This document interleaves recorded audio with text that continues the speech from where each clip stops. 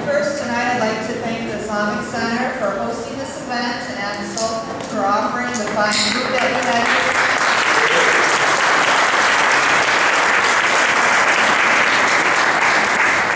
And you certainly can keep eating while we're having this conversation, because food always makes everything go better. I'm honored to be part of this community conversation.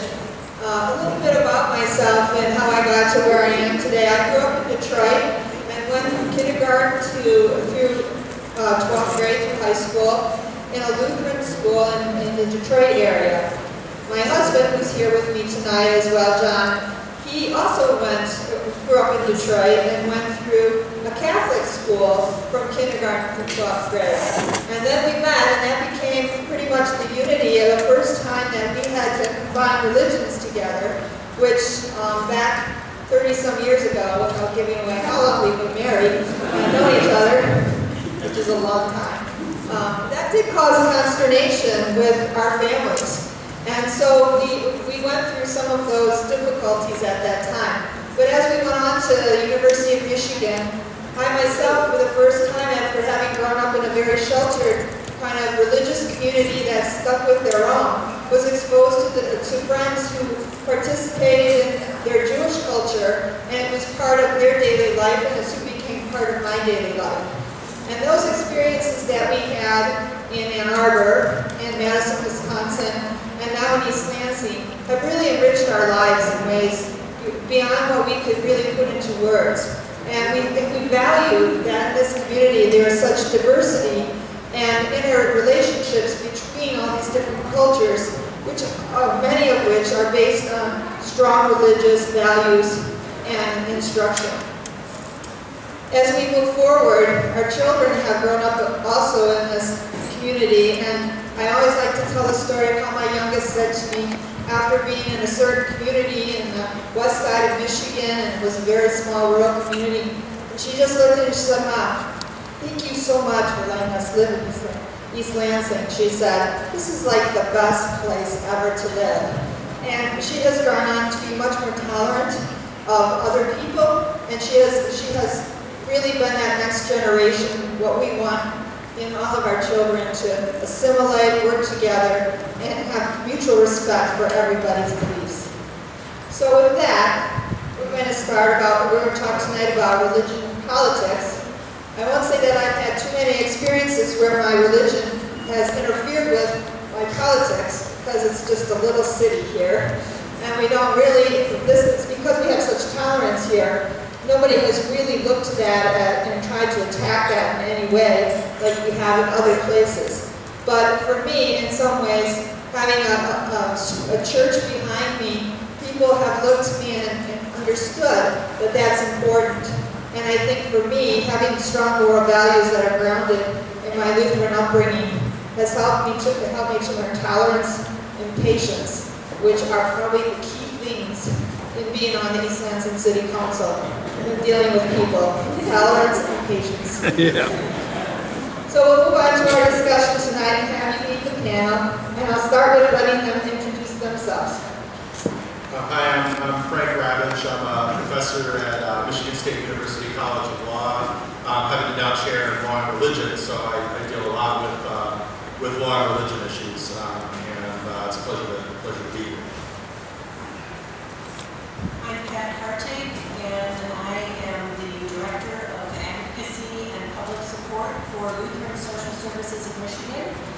What that means is I do government relations for Lutheran Social Services of Michigan, and I live in Trenton, Michigan, which is south of Detroit, and it's about halfway between Detroit and Monroe.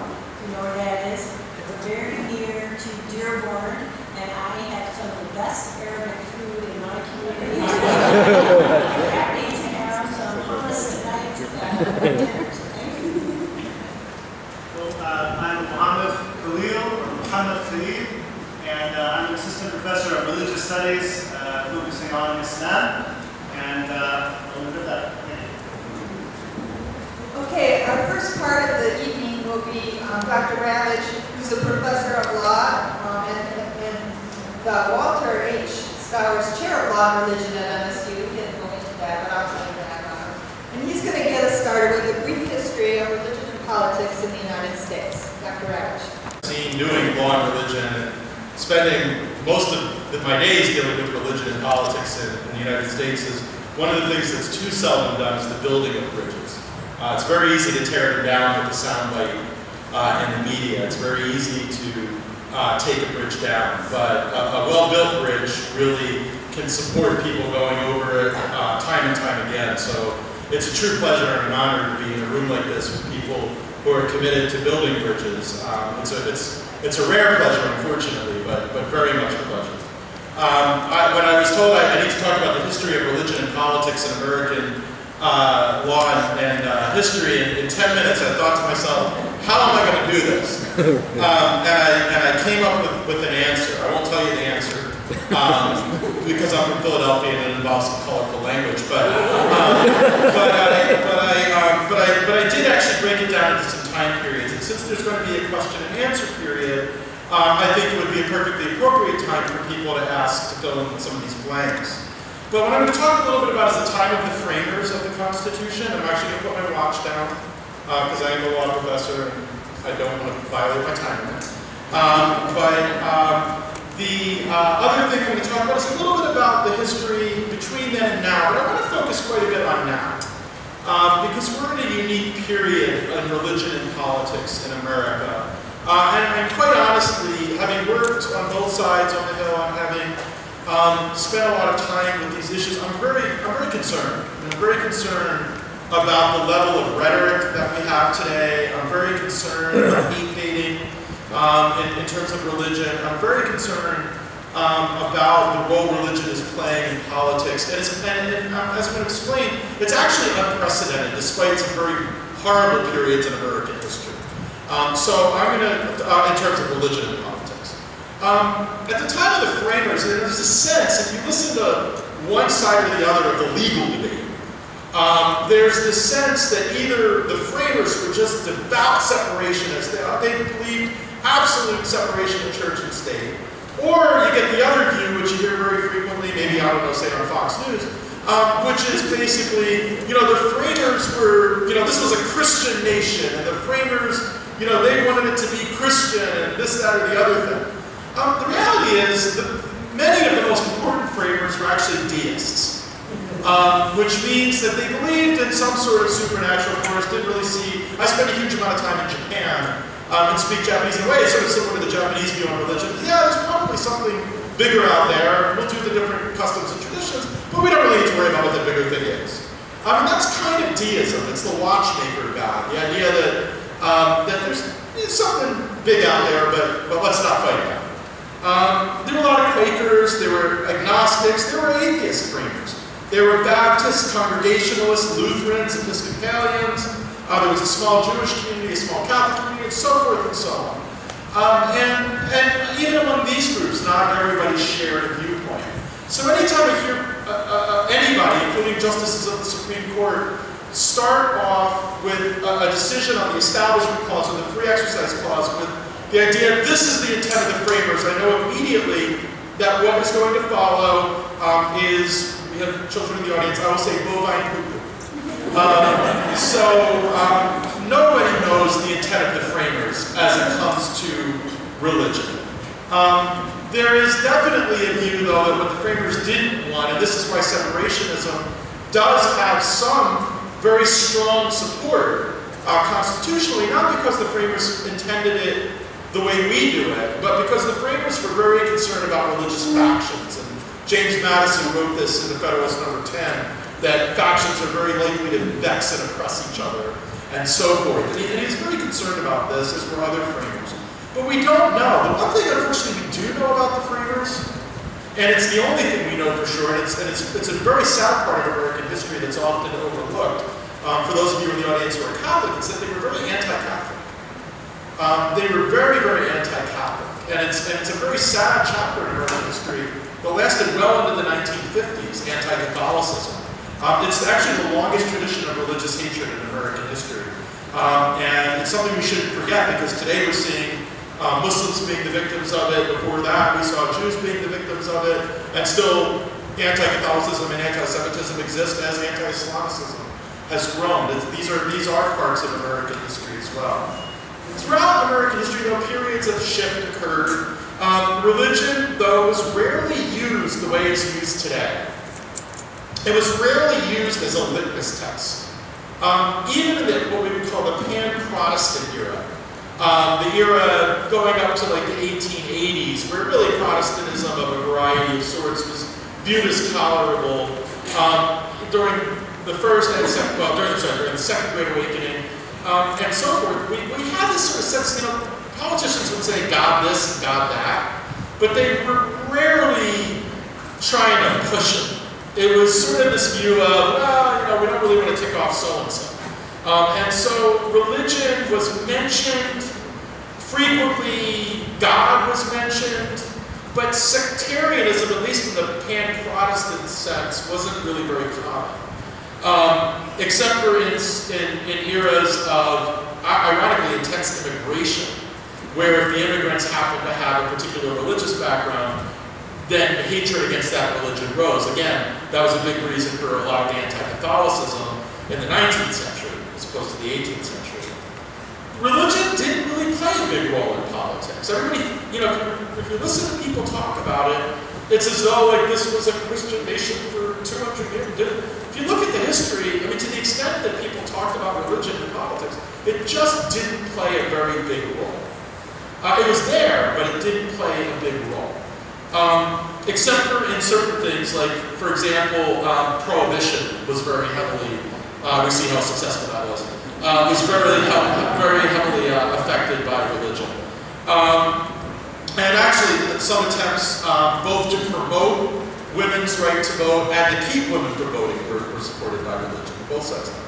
But the next time we really see a very heavily important religiously motivated movement in American politics is in the Civil Rights Movement.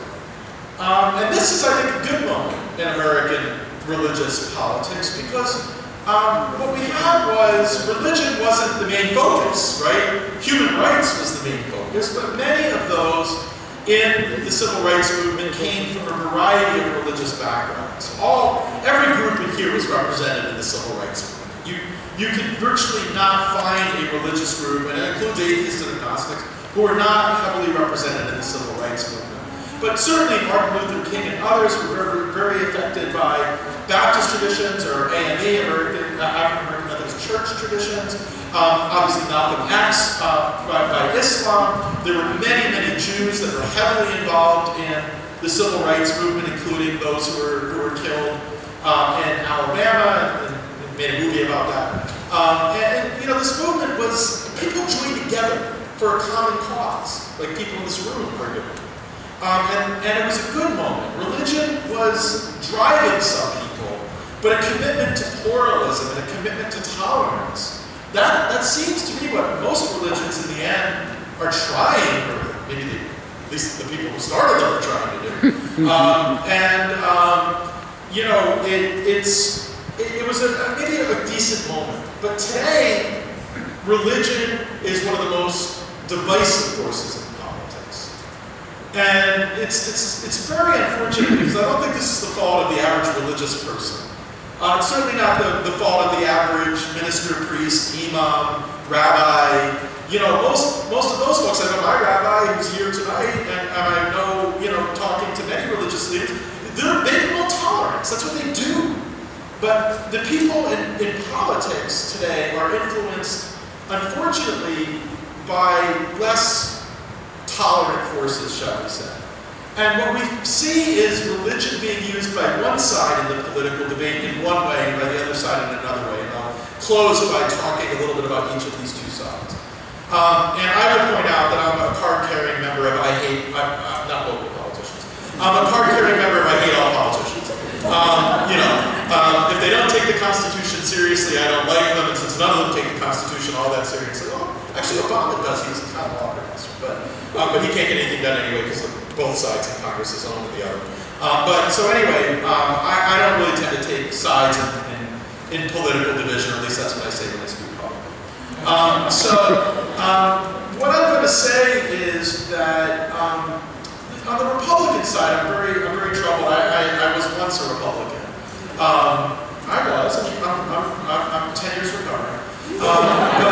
But the thing is that back then, abortion, gay rights, we were mostly small government, but we meant it. That meant government had no business in a woman's uterus, and government had no business telling consenting adults they can't get to marry. That was for religion to decide.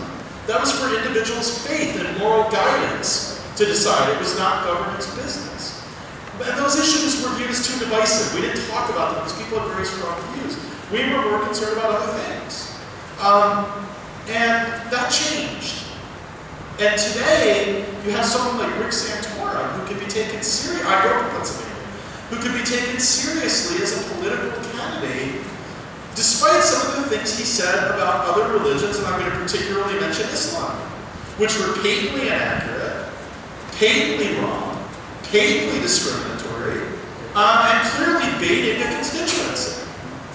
And we see even a Romney who probably doesn't necessarily personally deep in his heart of hearts share those views, having to pander to hatred and divisiveness. We see gay rights issues being used to divide people along religious lines. We see Islam being used not as the historic, huge, important, diverse religion that it is. We see it being used as a tool by people to scare constituents who know nothing about Islam. And you know, we see this in the Oklahoma bill that was passed and thankfully recently declared unconstitutional. I want a pizza on that. And so forth and so on. But the Republicans today are using religion as a dividing force. Social issues, very little tolerance for people with other viewpoints. The Democrats, on the other hand, are playing a game of dance and weave. The Democrats are really, really uncomfortable with religion. They need to be comfortable with it because, of course, in the African American community, which is a constituency, the Reverend James Forbes is a friend of mine. We talk quite a bit about this. He doesn't understand why Democratic candidates feel like they have to go in and give a sermon every time they speak in an African American church, but candidates do that. They feel like they need to do that.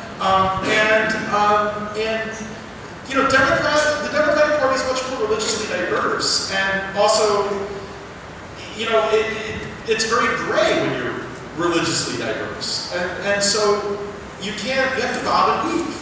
Many Democrats are, of course, strongly separationists, so, you know, politicians are very uncomfortable talking about religion, and it's been an Achilles heel for Democrats, because most Americans are either religious or they're worried about these issues that are being brought up.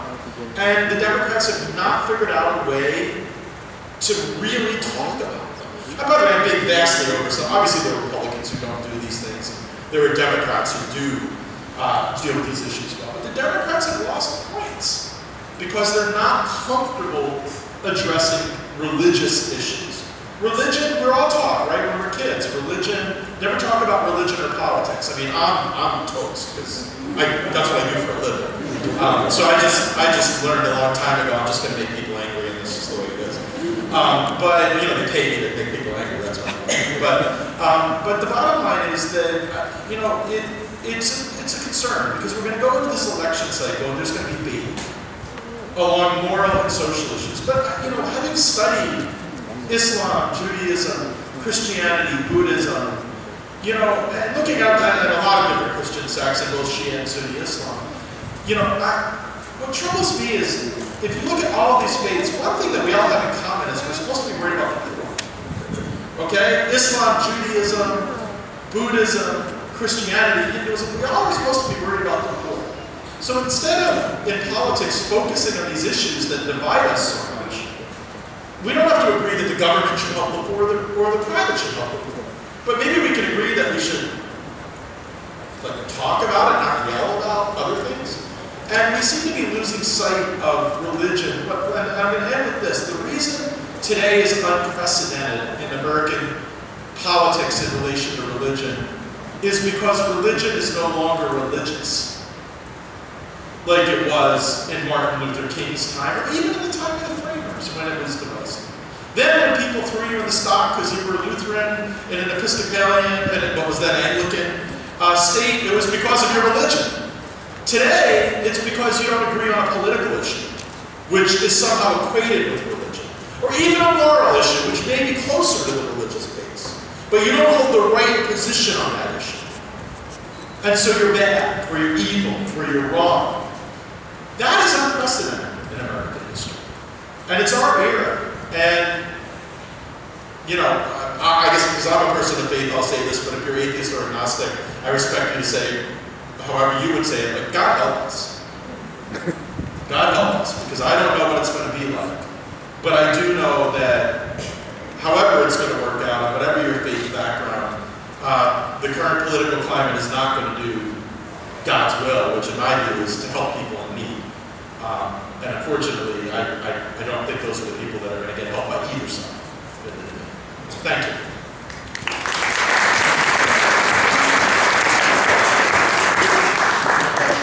This next part, I'm honored to be able to work every day as a lobbyist for the poor and for senior citizens and children who are in foster care and adoption, persons with disabilities, women who have recently come out of prison, and of course refugees and immigrants. So it's really a wonderful opportunity for me to have this kind of job. I'm supposed to talk about how my religion interacts or interconnects with my faith, and that's something that I do just about every day. However, I just want to tell you about two examples over the span of my career. I've only been working for Lutheran Social Services for about a year, and you can tell that I'm not a youngster who just started out recently. I've had a few careers in my lifetime. And the first time I had an opportunity to really put my faith in action, or at least to think about my faith, was when I was serving on the planning commission for my town. I live in Trenton, which is south of Detroit, and we were on the Detroit River. And a developing company came to our area and wanted to develop a mile-long piece of property along the Detroit River, turning it into condos and a golf course and an equestrian area. It sounded fantastic. And the folks who were running our city at the time thought, this will be great. It will improve our tax base, we'll have more people, it'll be fantastic. But as I was sitting on the planning commission, I was hearing from scientists and fisheries biologists and bird people, ornithologists, who were saying, do you realize that that is the last undeveloped mile of the Detroit River? The Detroit River is 32 miles long. That's the last undeveloped one. Not only that, that property is an international flyway for migratory birds who stop and rest there. Not only that, that area is a breeding ground for yellow perch and whitefish and walleye.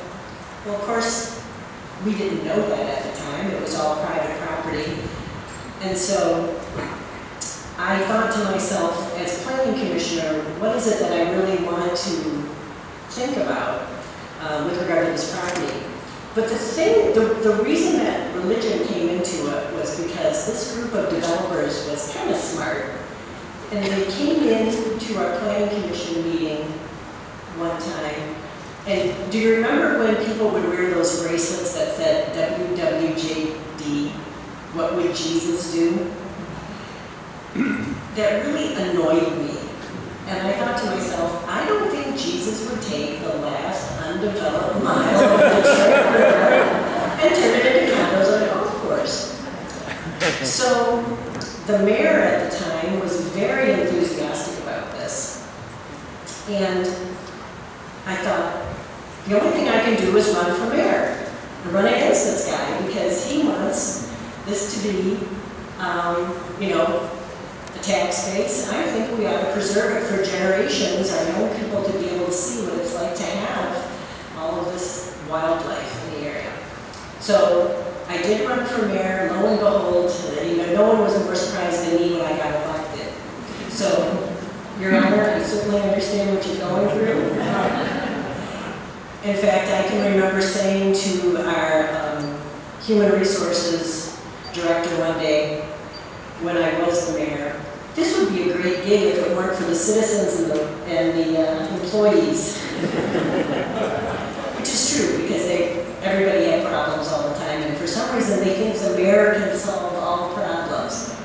They can't. So that was a situation where I really said, and this is sort of a Martin Luther quote, "Here I stand." I had to be in a situation where I had to kind of put myself out there and say, if I really believe in something, I need to go for it. And doggone it, I wasn't going to let somebody hijack Jesus and the "what would Jesus do" thing in order to move forward with that. Moving up to the future, and to the present right now. But by the way, my sister said to me after I got elected mayor, she said, "It's bad enough I have to tell people that you're an attorney, and now I have to say you're a politician."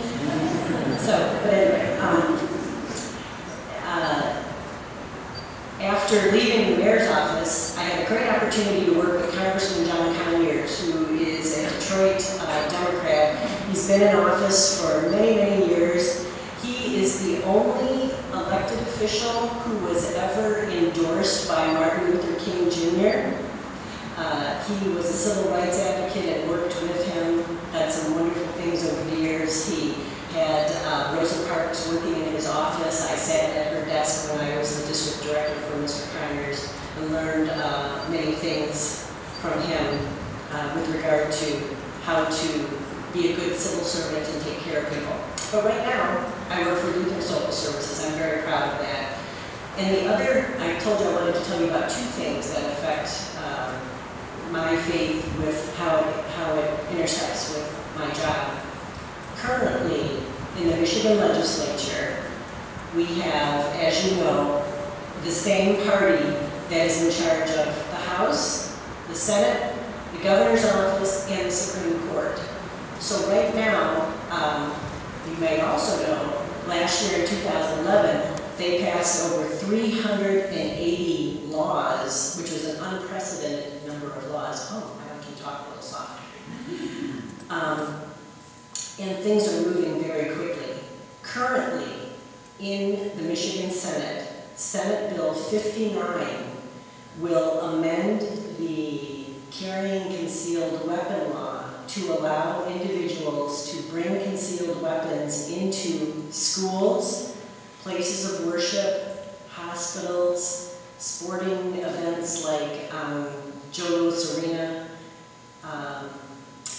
university dormitories and classrooms. This is a bill that I normally try to keep track of legislation, and I just happened to catch this little tiny article that was in the Governor about this bill because it was introduced in the Senate and went to the Senate Committee on Natural Resources. Now, I generally do not monitor the Natural Resources Committee because that doesn't have anything to do with foster care and all the things that I do. But I saw that this bill not only went to that committee, but while in committee, it was originally very sort of an innocuous bill. The bill was just to do away with these county gun boards and to allow an individual to apply for a concealed weapon permit directly to the county sheriff. That's totally fine. While it was in committee, though, this amendment was put into the bill that would allow persons to carry concealed weapons into all of these other areas that are now designated as gun-free zones. The bill was passed through committee. It is currently on the Michigan Senate floor. It's been under the category of general orders, which is similar to like a second reading for about a week now. I anticipate that it will go to third reading within the next 2 weeks, which is when the Senate will vote on it. I'm assuming the Senate will pass that bill. It would then go to the House with the same process and then to the governor's office. As you know, even though Governor Snyder says a lot of things are not on his agenda, he tends to sign the bill anyway. He's only vetoed 2 pieces of legislation in the past year. So if you have a concern about concealed weapons in your schools, your places of worship, hospitals, the reason Lutheran Social Services is involved is because it also includes child placing facilities and agencies, and of course, as a foster care and adoption agency, that's what we do. So it's not our preference to have weapons in those locations. So anyway, this is something that I feel pretty strongly about, and I'm taking a stand on, and there are good people who would disagree with my position. And so I feel that it's my faith that allows me to step forward and put myself out there in a controversial situation and talk about that. But I'm also letting you know so that you can take it a position as you would. So in any event, I thank you for hearing my presentation. Dr. Mohammad Hassan, Khalil, the Assistant Professor of Religious Studies at SU. Thank you, Goddeeris. Thank you, Pastor Martin, and the other organizers. First, I should make it clear that I have absolutely no experience in politics, aside from family politics, in which case I'm a poor politician. It's great to be on this panel. Professor Ravitch, we've been on 4 panels for the past 7 months. I had the fortune of always going before you, but not going after you. Let me begin by just making some general remarks about what I think about when I think about Islam and politics. First, the term Islam, what does it mean? What does it mean? Submission, right? And it's submission to God, right? And for Muslims, this is a big theme, that you submit, you surrender to God. And of course, this term, submission or surrender, this can have a negative connotation, but in the Islamic context, it has a very positive connotation, because you're surrendering to God, right? And so the idea is that you surrender to God, you submit to God. And this assumes that you will surrender to God in every aspect of your life, including politics. But what does this really mean?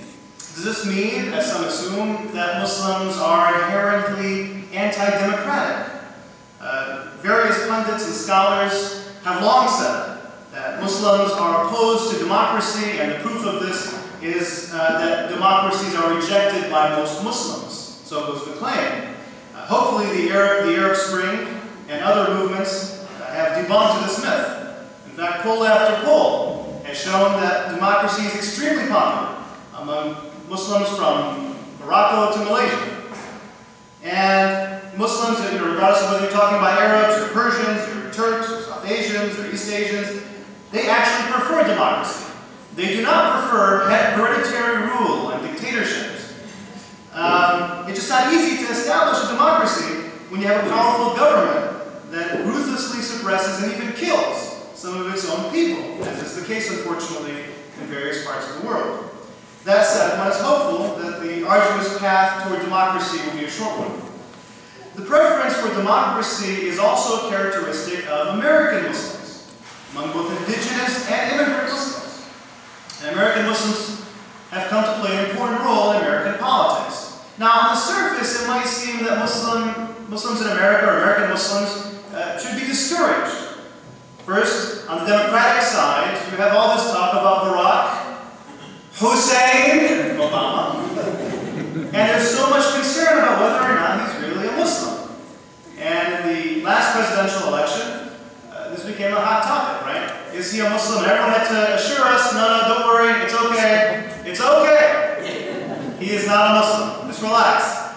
Because if he were a Muslim, but he's not. So there's so much concern about Obama being Muslim. And I think if you're an American Muslim, that's discouraging, right? I mean, I remember when I was a kid, I used to think, maybe I'll be the president. Obviously I never will be, but as a kid, I was thinking, okay, maybe I'll be. But now I imagine the kids, I have a brother who's, believe it or not, 11. I wonder what he's thinking now, because this even crossed his mind.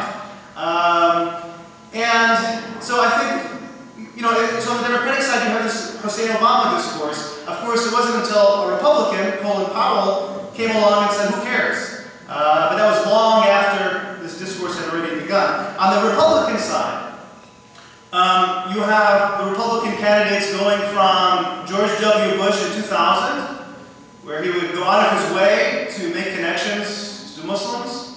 In the debate with Al Gore, he actually mentioned American Muslims and how, he actually specifically mentioned Arab Americans, but elsewhere he would talk about how we have to defend the rights of American Muslims in general. And when you give a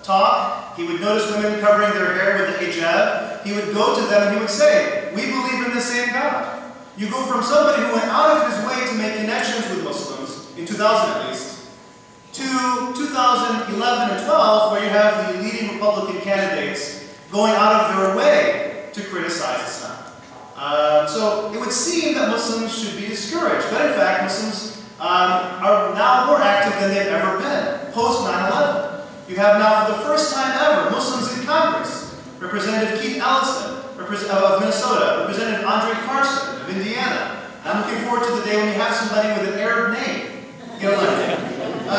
You have Muslim mayors and state representatives, including our very own Rashid Al-Tlaib. I hope I'm pronouncing that correctly. And according to a recent New York Times piece, Muslims might play an important role in the next presidential election. Now, unfortunately, there's an assumption that Muslims, in reality, reject the idea of living under non-Muslim rule, and that as a result, they are involved in a nefarious plot to introduce Sharia law in the U.S. Well, the fact of the matter is that the Prophet Muhammad himself, peace be upon him, instructed many of his followers to live under the rule of a Christian king in East Africa. And they even remained there for a few years after the Prophet established his own community in the city we now call Medina.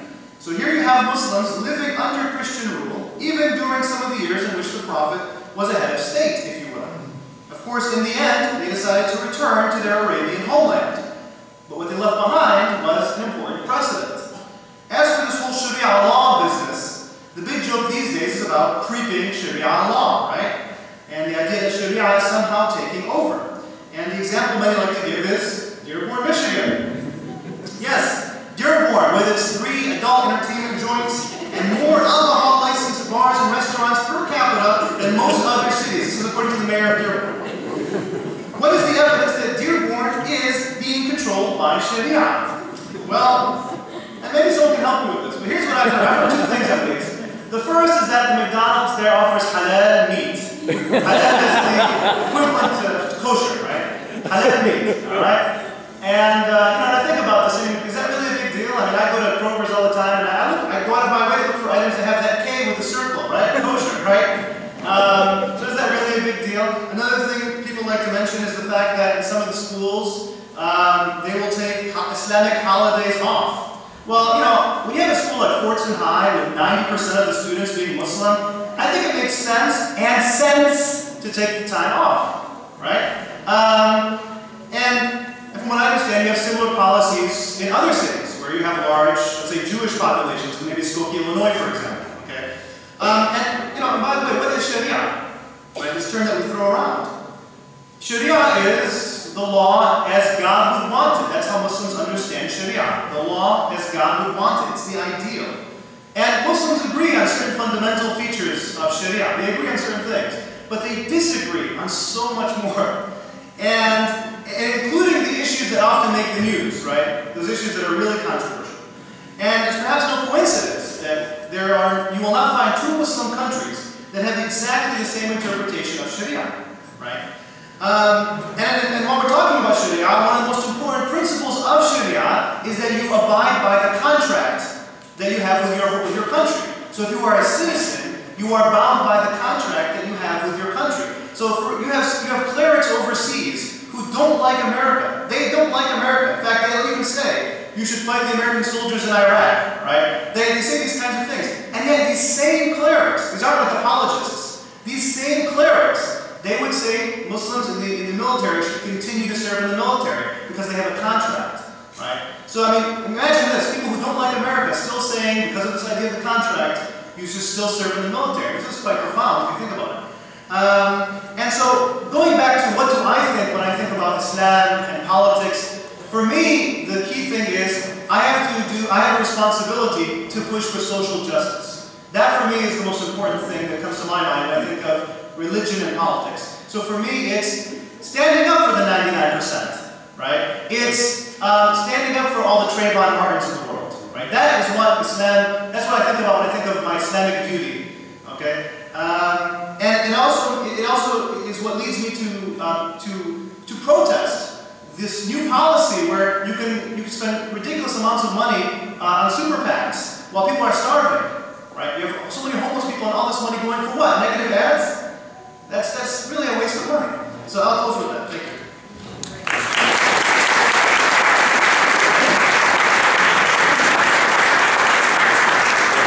Not necessarily give up on that dream of being president one day. He's still got enough hair. I was going to say I was going to put my Jewish hat on to talk about the Jewish view, but that would be a yarmulke, and unfortunately at this point there's not much to pin it to anymore. So I'm too old. Mohammed's young enough to still be president, but I'm too old and too bald. But the Jewish view, I try to think about how am I going to come at this, the Jewish view. I think the best way to look at it is why both parties don't completely get it. But one of the things that's interesting is polls have repeatedly shown over and over again that the vast majority of American Jews vote for the Democratic Party. I mean, it's data. I mean, you can argue about certain things, but these are continuous. Whether they're registered as Democrats or Republicans, the vast majority vote for Democrats. And that was true for Barack Obama. He got the vast majority of the Jewish vote. And this perplexes some of call them friends in my former party. Because there's this view of Judaism that's very similar to the view, I think, that Mohammad talked about Islam. That is this sort of monolithic thing, that the only thing that Jews care about is Israel. And the reality is that the most important concept in Judaism is a concept, the Hebrew is ben adam l'chavero, but basically it's this idea of love thy neighbor, essentially. And there's a famous story that someone went to a famous Rabbi Hillel, and asked him to explain Judaism while standing on one foot. And these are called midrashos, or stories. Actually, there's similar concepts in Islam where you have stories that illustrate something. And he said, ben adam l'chavero, and the rest is all commentary. Be kind to your fellow creations, and through that you're being kind to God, and the rest is all commentary. And I think this explains, to an extent, why Jews have not latched on to the Republican Party very much. And it's because of more Jews were latching on before the social conservatism started than since then. But at least among non-ultra-Orthodox Jews, the most important issues repeatedly in polls are civil rights, civil liberties, separation of church and state, and at least among Reform and many conservative Jews, gender equality. And so when you look at these issues that repeatedly Jews are saying, this is what we care the most about, it's not that they don't care about other issues. It's that these are the issues we care most about. When you have a party that's promoting social conservatism and a breaking down of the wall, which doesn't exist as a legal matter much anymore anyway, of church and state, that's scary to American Jews. We tend to view ourselves, as a Jew, I can actually say this, I can't speak for all Jews, but I can speak for myself. In my mind, I'm always different, and not in a bad way, just in there are not that many of us kind of way. I don't always going to be a religious minority, except for, I guess, in Israel. But there's, you're always a religious minority. And so there's this fear of the breaking down of anything that protects religious minorities from the government. And so these issues are the most important issues to Jews. Civil rights, civil liberties, maybe separation of church and state is one of those, gender equality.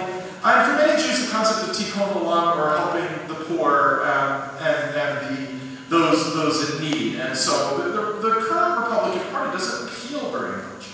But then there's the Israelites. And there's this, I've spoken with Republican strategists who say, I don't know how to ask me. I don't know why the heck they asked me. But the bottom line is, we have a really different concept of that place, and so if I said what they did something, then that would be more of a problem. But the bottom line is, they don't get it. Just because someone supports Israel doesn't mean you support stepping on the Palestinians. Many American Jews support Israel, but they also support a Palestinian state. Many of us, myself included, are what you would call doves. We believe believe in Beit Ravitch, which means you can't have a Jewish state with a foot on the throat of another people.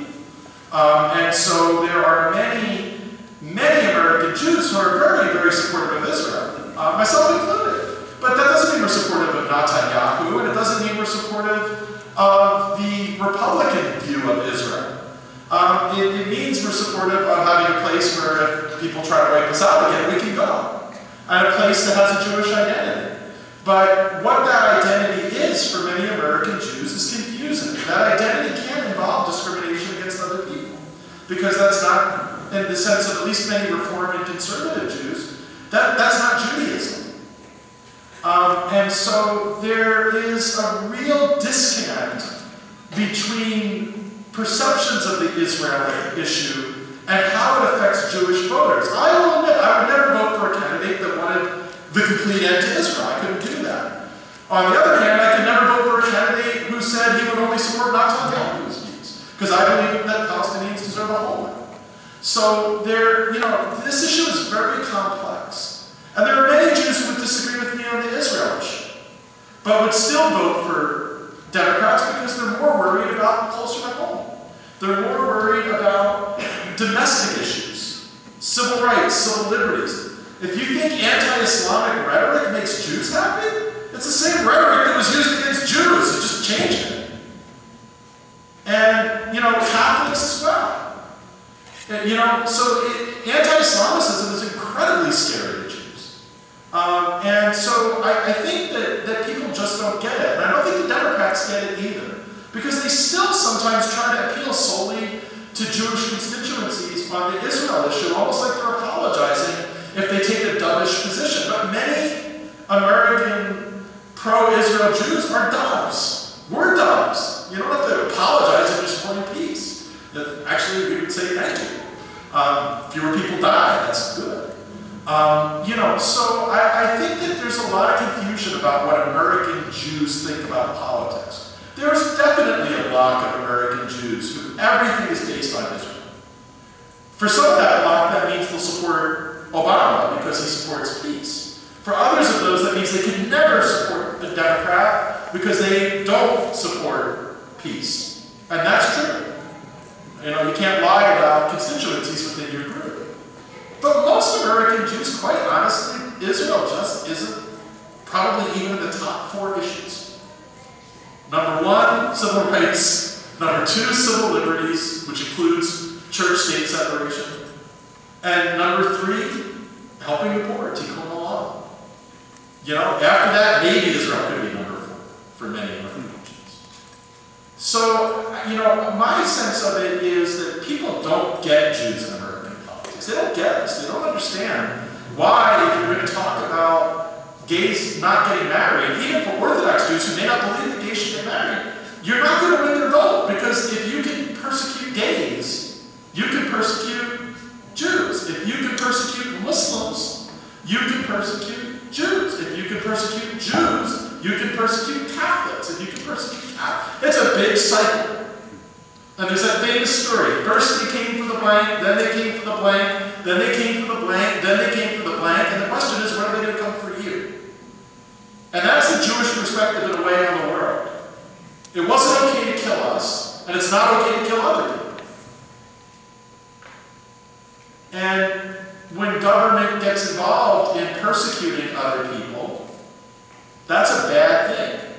And so that explains why we seem to confuse the electorate so much, or the parties so much. But I think it's pretty darn simple. Whoever doesn't want to force their will on people is who Jews are more likely to vote for. Right now, the Republicans seem to want to enforce their will more. That's why Jews today are voting for Democrats. Before, it was for civil rights. Before that, it was for economic issues. Eventually the Republicans may win our vote, but first they're going to have to figure out tolerance comes first. If you get tolerant, you're going to get a lot more Jewish votes. I think that's true of Islamic votes. It's certainly true of the votes of, I think, everybody in this room. We wouldn't be here if that wasn't what we were all about. So with that said, I would say nothing bad about politicians at all, especially local politicians, and particularly my mayor, who clearly gets it. So maybe you admit it, 2 words at once notice because we're way overdue for a female president. I think there's a lot of people at this table that can run for president that's used, right, other than myself. So thank you, thank you. We're going to take a few minutes for questions, and so if anyone has a question for one of the panelists, just raise your hand.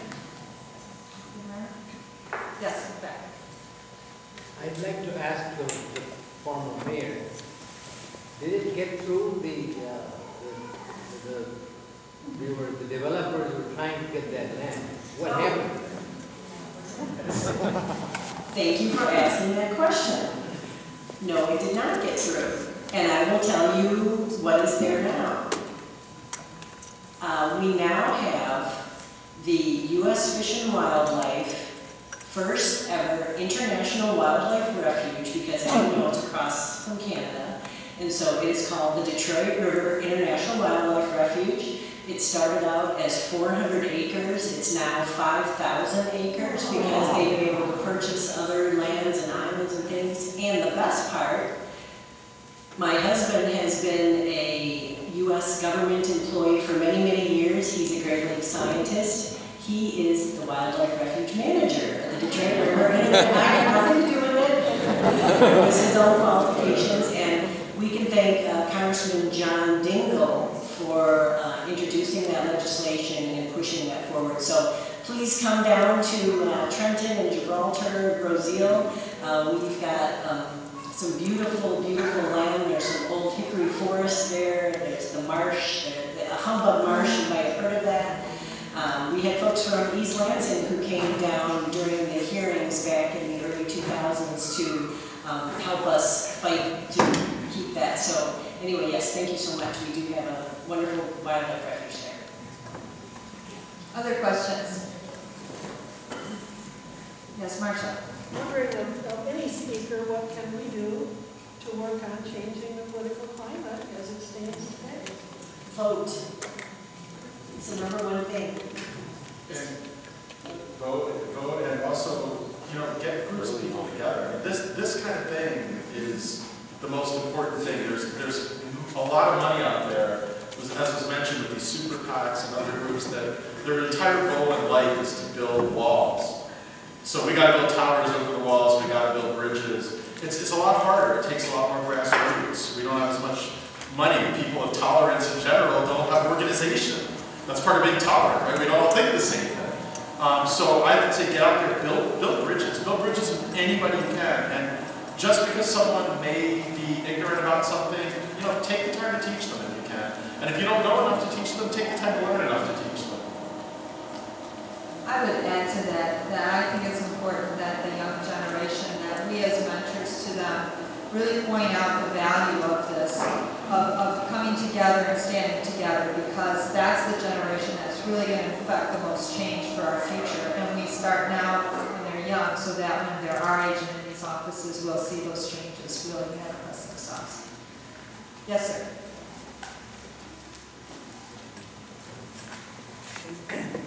I don't usually have the opportunity to speak where there are clergy present, and I have a question that really I would like to address to all clergy, and it's this, and it go back to Frank's remark about the civil rights struggle, and I was very much involved at all phases, and what I found to be the case was that clergy were the real spark plug in so many ways at all kinds of demonstrations. And for example, I took a group of Yale Divinity students to Selma before the Celebrity March, and because Jim Reed, who was the Unitarian minister, was murdered on the streets of Selma 4 or 5 days before that march. And so we stayed and so on, and I saw in that demonstration where we would be up all night and so on at Brown's Church, the same faces that I saw here and there and Mississippi later. Let's see, it would have been before Mississippi and so on. So what I'm really getting at is, where is the clergy today? Because it seems to me that Dr. King, not only in his civil rights nobility, if I may, but in his Poor People's Campaign, which is just as relevant today as it was in the 1960s. And I don't see clergy coming to the forefront. I don't see clergy actually then trying to encourage demonstrations, and demonstrations specifically for the poor, for the homeless, for all kinds of people who are suffering today. And so I don't understand what has happened in that perhaps generation, that sea change in our culture, where clergy has, by and large, disengaged from the real fight for social justice. And I'd love to hear thinking about that. Thank you. Does anyone want to answer that? Since we have clergy in the room, maybe we could arrange something for the fall, maybe a march in the fall or late summer. The only thing I would add, sorry, I had the light was kind of one of the sad things that's going on today is, and we didn't have a chance to talk about, is the pervasiveness of the media and the 30-second soundbite. There actually are some clergy out there doing some amazing things. But the problem is they're not doing bad things. They're not saying things that are sparking. And so they don't get the coverage. And that's part of the problem. Somebody can spend their entire lives helping the poor, and unless they then get blown away by a tornado in Oklahoma, where that's the only way they're going to make the news, or they say something incredibly stupid or have an affair or something, and then it makes the news. And that's the sad thing today is, Dr. King was living in a different media era. But there are no Dr. King, there's nobody, but there are people doing amazing things for the poor, and people just aren't paying attention. There's particularly some Catholic priests in southern New Mexico and along the Texas border are doing amazing things, but they won't get media attention because they don't do any bad things. What about Terry Jones in Westboro? That's weird. Yeah, that's what we hear about Westboro. And Professor, I'll just read something very short to you. This was written in 1522 by Martin Luther, the first Martin Luther.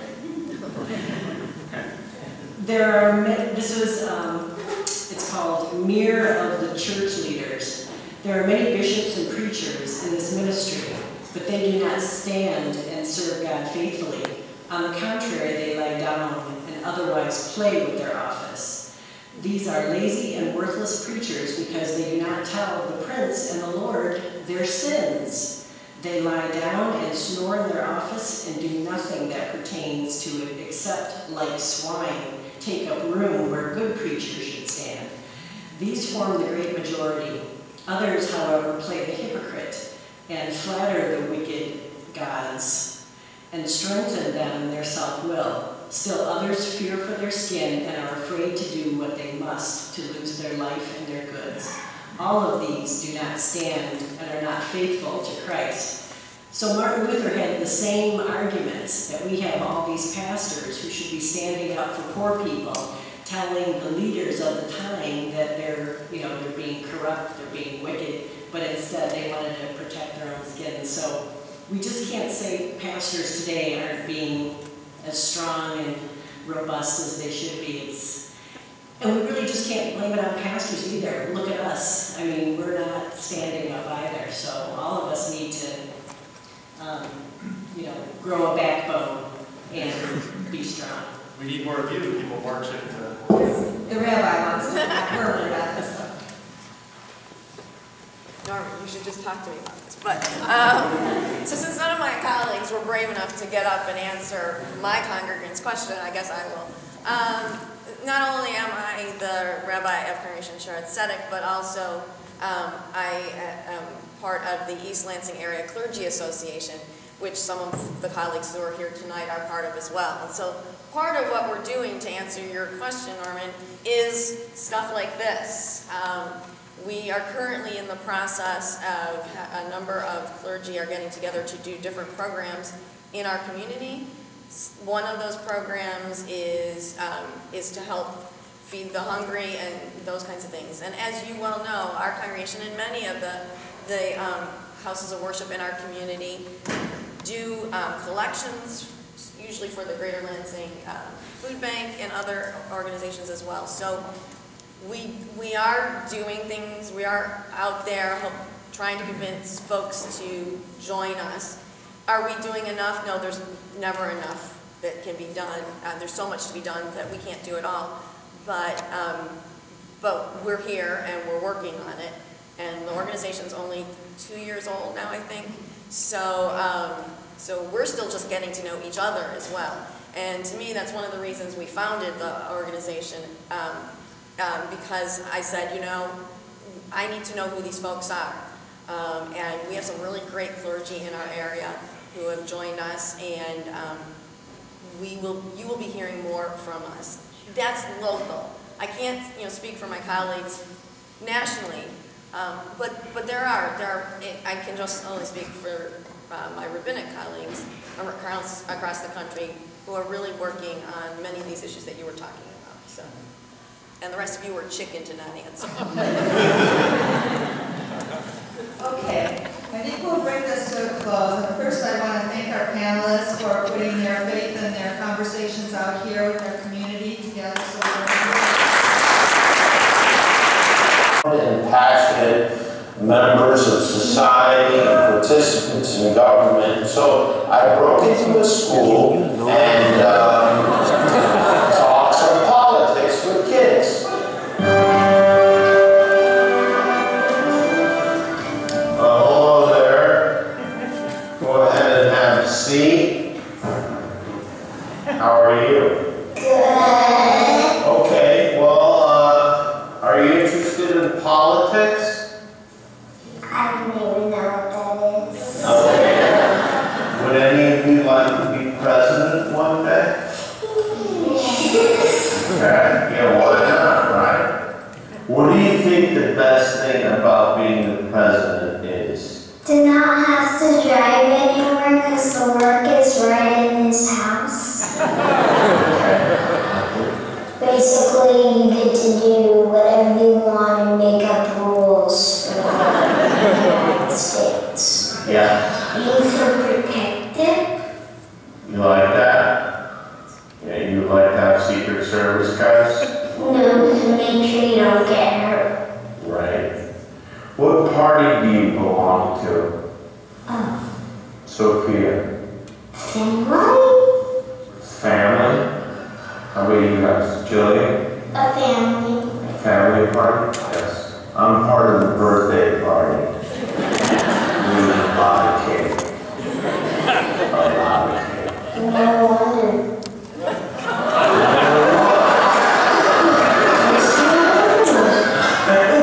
No wonder. What's the difference between a Democrat and a Republican? Well, a Democrat is somebody who wants a government to help people. They can't be helped. And a Republican is somebody who doesn't want. I think we know where mommy and daddy stand. Do you think there will ever be a white president? Alton? I actually do. So you guys are optimistic that there will be? Mostly because my dad is. Would you vote for your dad as president? No, I'll vote for the guy running against me. Why do you say that? First of all, he has a small brain. Second of all, he's crazy. Why do you say he's crazy? Sometimes he grabs me by my pants and he throws me on my couch. But you don't think the president should be grabbing people by their pants and throwing them on the couch? No. It'd be funny though. It would be funny if that was a reality show. So let me get you straight. You're all unemployed, right? Unemployed? Do you have a job? At home is to set up the table for dinner. Oh, okay. Yeah, me too. I have this little box of stuff that me and my sister collect. I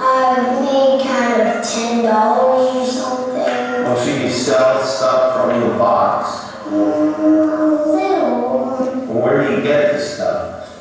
Mama buys it for me. So your mom buys you the stuff and then you resell it to your friends? No, actually don't tell the truth really. Well, she doesn't really know I do this. So I put it in this little hiding spot and they never find out. So you're running a fencing operation? I don't really want to do it anymore, but... Oh, no. And you keep pulling you back in? Yeah, I still have it. How much money do you have? My sister has so many coins, she gives some to me. Give them you or you take them? Sometimes I take. You're like a little Tony Soprano, aren't you? Well, it's great talking to you guys. I hope that one day one of you grows up to be President of the United States. If you are President of the United States, will you do something special for me?